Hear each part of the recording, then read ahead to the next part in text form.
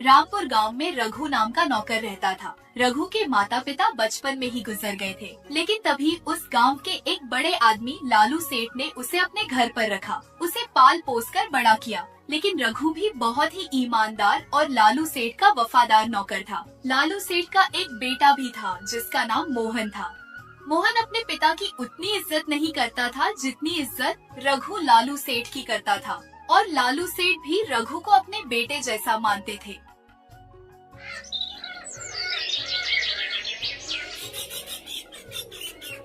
अरे रघु, अब तो तुम बहुत बड़े हो गए हो और अब मुझे ऐसा लगता है कि तुम अपनी शादी कर लो और अपना जीवन अच्छे से व्यतीत करो। अरे मालिक, इतनी भी जल्दी क्या है? शादी करने की अभी तो काफी समय पड़ा हुआ है, तब शादी कर लूंगा। अरे देखो रघु, काफी समय पड़ा है, उसे पड़ा रहने दो, क्योंकि मैं अपने जीते जी तुम्हारी शादी देखना चाहता हूँ। और तुम तो जानते हो कि मोहन कितना बेहुदा इंसान है जो नाराज हो जाता है तो फिर न जाने वह क्या क्या कर देता है। इसीलिए मैं चाहता हूँ कि तुम्हारी शादी मेरी आंखों के सामने हो जाए।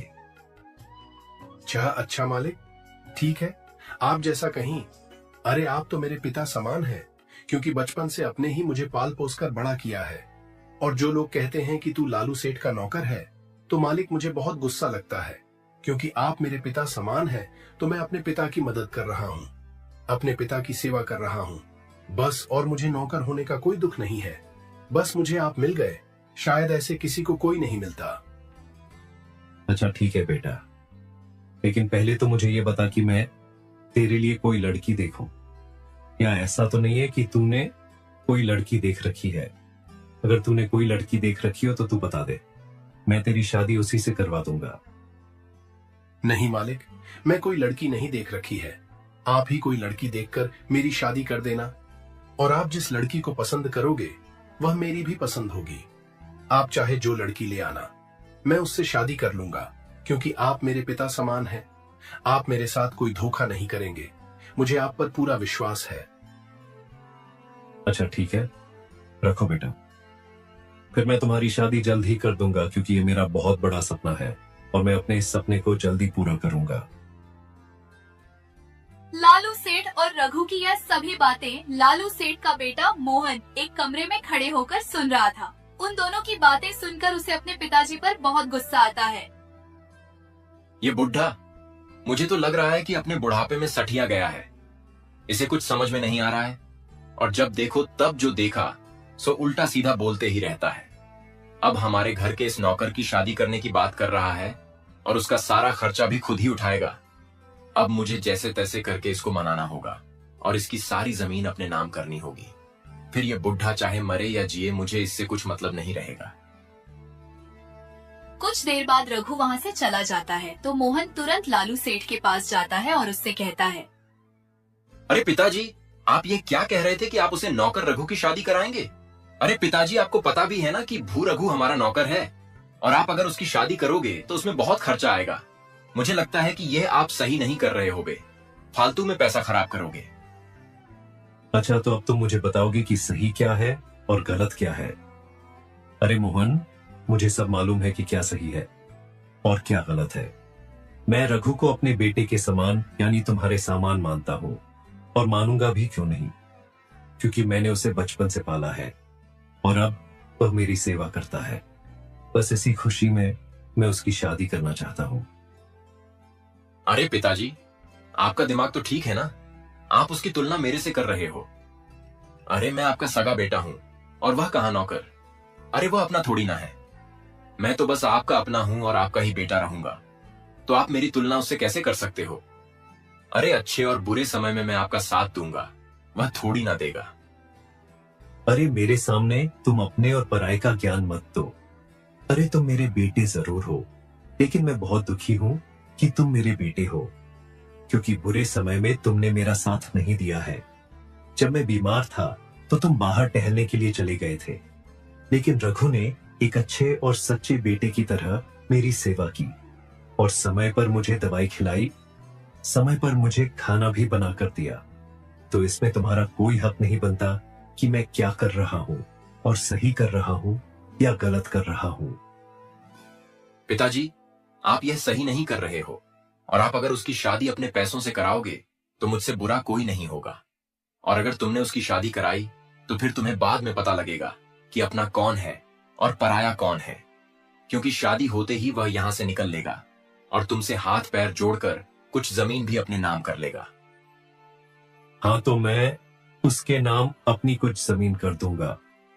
आखिर में उसे अपना बेटा मानता हूं, और जैसा तुम कह रहे हो वैसा मेरा रघु नहीं हो सकता, क्योंकि वह मेरा नौकर जरूर है, लेकिन वफादार नौकर है। मैं उसकी शादी जरूर करूंगा, और अब तू यहां से निकाल ले, मेरा दिमाग खराब हो गया है। अपने पिता की ऐसी बात सुनकर मोहन बौखला जाता है और गुस्से में पैर पटकता हुआ चला जाता है।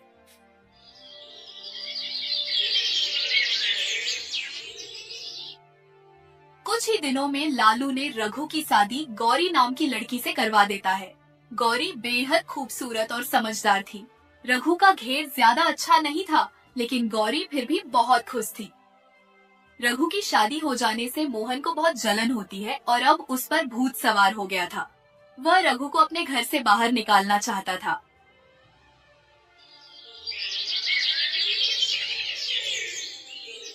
गौरी, सच में तुम बहुत नेक और अच्छी दिल की औरत हो। मैं तुम्हें पाकर बहुत खुश हूँ, और ये सब मालिक की बदौलत ही हो पाया है। मालिक मेरे लिए मेरे भगवान से काम नहीं है। उन्होंने बचपन से आज तक न जाने मेरे साथ कितने अच्छे काम किए हैं। और गौरी, तुम भी याद रखना, अगर मालिक कभी भी हमारे घर पर आए तो तुम उनके अच्छे से सम्मान करना। बस उन्हें हम लोग अपने भगवान की तरह मानेंगे। अरे, आप उस बात की चिंता क्यों कर रहे हो? अरे, उनकी अच्छाइयों को देखकर मैं बहुत खुश। अरे, सच में लालू काका बहुत अच्छे इंसान है, तो मैं उनका अच्छे से सम्मान करूंगी और उन्हें चाय नाश्ता खाना खिलाऊंगी। इधर लालू सेठ का बेटा बहुत गुस्से में होता है और उसे कोई पैसों की जरूरत नहीं होती है, लेकिन फिर भी वह पिताजी से पैसों की मांग करता है। पिताजी, मुझे 20,000 रुपए की जरूरत है, और आप मुझे वह 20,000 रुपए तुरंत दे दो। मैं अभी जा रहा हूँ। देखो मोहन, अभी मेरे पास रुपए नहीं है, और जब मेरे पास 20,000 रुपए हो जाएंगे तो मैं तुम्हें अपने आप दे दूंगा। ठीक है, अब तुम जो जहां जाना चाहते थे। अच्छा, तो मुझे देने के लिए तुम्हारे पास पैसे नहीं हैं, और उस नौकर की शादी कर दी। वह क्या बिन पैसे से हो गई है? तुमने उसकी शादी में न जाने कितने पैसे बर्बाद किए होंगे, और अगर आज तुम वही पैसे मुझे दे देते तो मैं तुमसे खुश हो जाता। लेकिन तुम तो मुझे नहीं, उसे अपना बेटा मानते हो और मुझे नौकर समझते हो। ऐसी बात है ना? अरे, मैं तुम्हें अच्छी तरह से जानता हूं। तुम मुझे पैसे नहीं देना चाहते हो और मुझे बहाना कर देते हो। हाँ, ये बात सच है कि मैं तुम्हें पैसे नहीं देना चाहता। और रही बात रघु की शादी करने की, तो सुन, मैं कहीं पैसे बर्बाद नहीं किए हैं। मैंने उस बेचारे की शादी कर दी है ताकि उसकी जिंदगी संभल जाए। और देख, अब उसकी जिंदगी संभल रही है। दोनों पति पत्नी मिलजुल कर रहे हैं। लेकिन अगर वही पैसे मैं तुझे दे देता तो तू अपने यार दोस्तों के साथ जाकर या तो दारू पी लेता या फिर कहीं नाचने वाली औरतों पर उड़ा देता, और मेरे पास पैसे बर्बाद करने के लिए नहीं है। अरे, मैंने अपनी मेहनत से पैसे कमाए हैं, तो मुझे पता चलता है कि मेहनत करना क्या चीज होता है। अरे, तू तो पड़े पड़े घर में खाता रहता है, तो तू क्या जाने पैसों की कीमत। देखो पिताजी, मैं तुमसे सिर्फ और सिर्फ पैसे मांगे हैं। मुझे ज्ञान देने की कोशिश मत करो। और क्या कह रहे हो कि मुझे पैसों की कीमत नहीं मालूम? अरे, मुझे सब पैसों की कीमत मालूम है। हाँ, मैं सच कह रहा हूँ, तुझे पैसों की कीमत नहीं मालूम। अरे, पैसों की कीमत उस मजदूर से पूछ जो पूरे दिन मेहनत करता है, लेकिन उसे पैसे कितने मिलते हैं? 250 या 300, बता। इन पैसों से वह क्या क्या खरीदेगा और कैसे अपना घर चलाएगा? अरे, मुझे तो लगता है तुझे समझाने से तुझ पर कोई असर नहीं पड़ेगा। तुझे समझाना ऐसा है कि बैंगन के ऊपर पानी डालो तो पानी रुकेगा ही नहीं, और तुझे मैं जो भी समझाऊंगा तुझे तो समझ में आएगा नहीं, क्योंकि तू तो है बैंगन। अच्छा देख, तू हर समय मेरा दिमाग मत खाया कर। अब तो यहाँ से जा, मुझे तेरे से बात ही नहीं करनी है। तू जा रे बाबा। अब मुझे इस रघु का कुछ ना कुछ तो करना ही पड़ेगा, क्योंकि अगर यह मेरे घर में रहेगा तो मेरा बाप मनहूस घर का सारा पैसा इसी पर लुटा देगा और मुझे कुछ भी नहीं मिलेगा। अरे कैसे भी करके एक बार मेरे नाम ये धन संपत्ति हो जाए तो मैं इस बुढ़े को भी घर से निकाल दूंगा और फिर अकेले रहूंगा। इसने बहुत तंग किया है मुझे।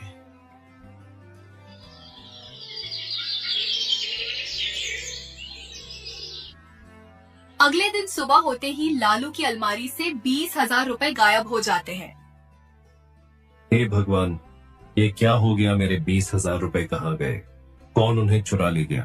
अरे मेरे बहुत मेहनत के पैसे रखे हुए थे, अब क्या होगा? लालू के चिल्लाने की आवाज सुनकर मोहन तुरंत उनके पास जाता है और उनसे कहता है, क्या हुआ पिताजी? आप इतनी सुबह सुबह क्यों चिल्ला रहे हो? अरे मोहन बेटा, मेरे 20,000 रुपए अलमारी में रखे हुए थे और वह मेरे 20,000 रुपए किसी ने चुरा लिए। वह मैंने किसी काम के लिए रखे थे। मैंने क्या कहा था कि रघु की शादी मत करो, लेकिन तुमने मेरी बात नहीं मानी और उस रघु की शादी कर दी। और अब खुद ही देख लो कि घर में चोरी होने लगी और मुझे पूरा विश्वास है कि यह चोरी रघु ने ही की होगी, क्योंकि वह तो इस जमीन ज्यादा को हड़पने ही चाहता था। मोहन जवान, संभाल कर बात करो। अरे मेरा रघु ऐसा नहीं हो सकता। मैं उसे बचपन से पाला है तो वह मेरे साथ धोखा नहीं कर सकता और मुझे उस पर पूरा विश्वास है, क्योंकि वह मेरा वफादार है। वह ऐसी गंदी हरकत नहीं कर सकता। ओह, तो तुम्हें उस पर इतना ही विश्वास है ना? तो ऐसा करो कि तुम उसके घर की तलाशी ले लो। देखो कि तुम्हारे रुपए उसके घर में निकलते हैं या नहीं, कि सिर्फ अपनी ही बात करते रहते हो कि वह तुम्हारा वफादार है। हाँ रघु, ऐसा नहीं हो सकता। मुझे उस पर पूरा विश्वास है। और रही बात घर की तलाशी की, तो मेरी एक शर्त है कि पहले मैं तुम्हारे कमरे की तलाशी लूंगा और अगर तुम्हारे कमरे में पैसे निकल आए तो तुम्हारी खैर नहीं, और फिर तुम मेरे रघु के घर की तलाशी लेना, ठीक है? क्या तुम्हें यह बात मंजूर है? हाँ पिताजी, क्यों नहीं। मुझे आपकी सारी शर्तें मंजूर हैं, क्योंकि मैं आपके पैसे देखे तक नहीं और मुझे यह विश्वास है कि वह पैसे रघु के घर में ही निकलेंगे। अच्छा तो चलो, आप मेरे कमरे की तलाशी ले लो चलकर। फिर लालू अपने बेटे के कमरे की तलाशी लेता है, लेकिन वहाँ कुछ नहीं निकलता। अपने तलाशी ले ली ना पिताजी? अब देखो मेरे कमरे में तो कोई पैसे नहीं निकले। आप चलो, तुम्हारे लाडले रघु के घर में भी तलाशी लेकर देखता हूँ, शायद वहां पैसे मिल जाए। हाँ चलो, अब रघु के घर की तलाशी लेते हैं, फिर पता चल जाएगा कि पैसे किसने चुराए हैं।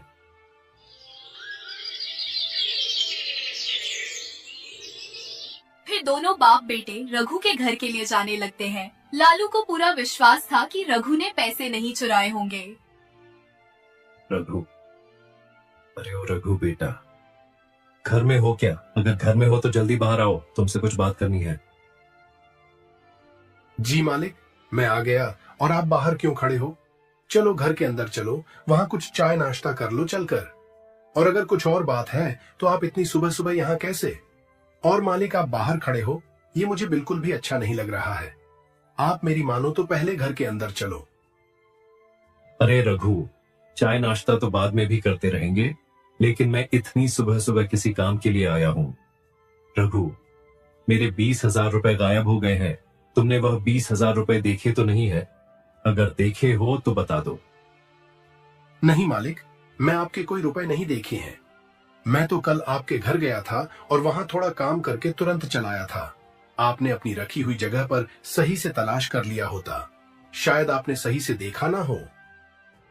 दोबारा लालू सेठ कुछ बोल पाता, उससे पहले उसका बेटा मोहन रघु से कहता है, अरे रघु, ज्यादा होशियारी मत दिखा और साफ साफ बताना कि तूने ही पैसे चुराए हैं। क्यों पिताजी से झूठ बोल रहा है? अरे मुझे पहले ही तुझ पर शक था कि तेरी शादी हो जाने के बाद मेरे घर में कुछ न कुछ अनहोनी तो होनी ही है, और जिसका डर था वही हुआ। अपने ऊपर झूठा इल्जाम लगाता देख रघु के पैरों तले जमीन खिसक जाती है और उसकी रूह कांप जाती है, क्योंकि वह सब नौकरों की तरह नहीं था।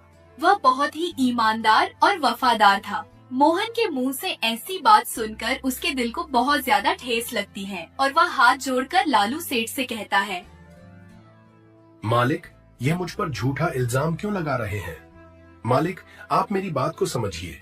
मैं आपके घर में कोई चोरी नहीं की है। मालिक, मैं आपको अपने पिता समान मानता हूँ, फिर मैं अपने पिता के साथ धोखा कैसे कर सकता हूँ? बेटा रघु, मुझे भी विश्वास नहीं हो रहा है कि तुमने मेरे पैसे चुराए होंगे। रघु, मेरे बेटे को तुम पर शक है, लेकिन मुझे तुम पर जरा भी शक नहीं है, क्योंकि मैंने तुम्हें बचपन से पाला हूं और मैं तुम्हें अच्छी तरह से जानता हूं कि तुम ऐसी गंदी हरकत नहीं कर सकते। अरे, चाहे बचपन से पाला हो, ये गोद लेकर पाला हो, लेकिन पैसों के लिए आदमी इस हद तक भी गिर जाता है। और अगर तुमने मेरे पिताजी के पैसे नहीं चुराए हैं, तो तुम अपने घर की तलाशी मुझे लेने दो। अगर तुम्हारे घर में पैसे नहीं निकले तो कोई बात नहीं। रघु ने लालू सेठ के पैसे नहीं चुराए थे, इसलिए उसे पूरा विश्वास था कि उसके घर में कोई पैसे नहीं निकलेंगे। बस इसीलिए वह मोहन को अपने घर में जाने की अनुमति दे देता है। हाँ मोहन जी, मुझे कोई चिंता नहीं है। आप मेरे घर में जाकर जहाँ चाहे वहाँ तलाशी ले लो। जाकर जब मैं सेठ जी के पैसे नहीं चुराए हैं, तो वह मेरे घर में कैसे निकलेंगे?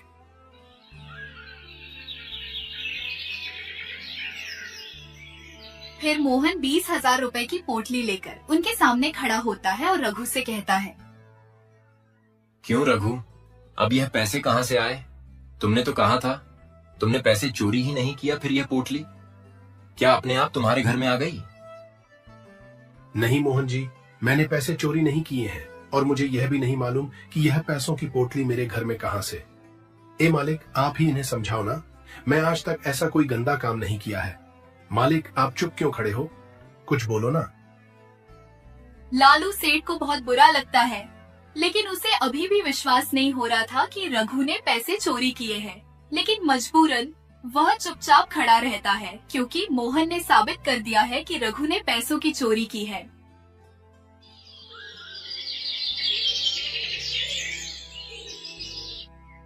अगले दिन सुबह होते ही रघु मालिक से मिलने के लिए जाता है, लेकिन तभी वहाँ मोहन मिल जाता है। क्या काम है तुम्हारा, और अब तुम यहाँ क्या करने के लिए आए हो? अरे, पिताजी के 20,000 रुपए चोरी करके तुम्हारा पेट नहीं भरा क्या, जो फिर से इस घर में आने की कोशिश कर रहे हो? नहीं मोहन जी, मैंने वह 20,000 रुपए चोरी नहीं किए थे। वह मुझे नहीं मालूम कि मेरे घर में कैसे आए थे। लेकिन अब मैं सिर्फ मालिक से मिलना चाहता हूँ, तो आप उन्हें यहाँ बुला दीजिए। अरे, तेरा दिमाग तो ठीक है ना? तू एक का क्या रहा है, तो पिताजी से मिलना चाहता है। अरे, तो यहां से चला जा, खामखा मेरा दिमाग खराब मत कर, और अब दोबारा यहां आने की भी कोशिश मत करना। चल, अब यहां से निकल। लालू सेठ बालकनी में खड़ा होकर सब कुछ देख रहा था। फिर उसे रघु को ऐसे जाता देख बहुत लाचारी महसूस होती है।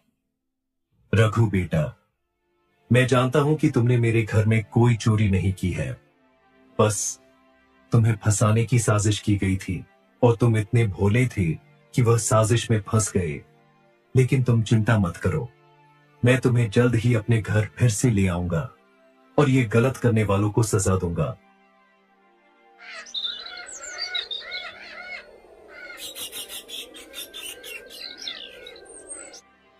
शाम को मोहन अपने एक नौकर से बातें कर रहा था। तभी उसकी सारी बातें लालू सेठ सुन रहा होता है।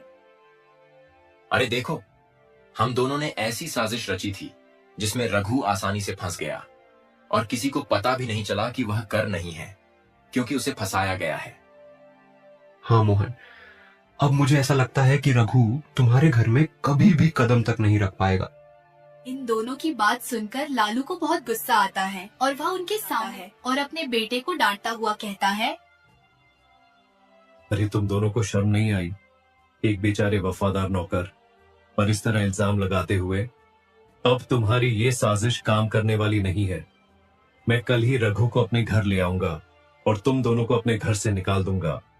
अरे पहले तुम मुझे ये बताओ कि तुम्हें क्या जरूरत थी रघु को घर से निकालने की? बोलो, अब चुप क्यों खड़े हो? दोनों के मुंह से बोल तक नहीं निकलता और वह दोनों चुपचाप खड़े रहते हैं।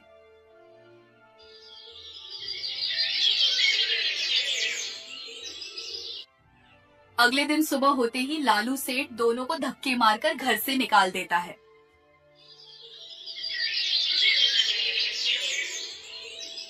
रघु बेटा, अब चलो तुम दोनों मेरे ही घर में रहो चलकर।